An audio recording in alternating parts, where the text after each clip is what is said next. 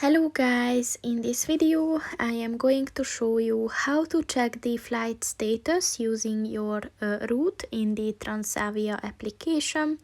But first I just want to mention, don't forget to subscribe to my channel, because at 10,000 subscribers I am going to show you my whole YouTube revenue statistics and growth strategy, as well as how to make money online.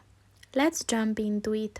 First of all, open the application on your phone and then click on the status button at the bottom of the page. And at the top of the page, click on the route button. So first you have to provide your departure country and your arrival country as well.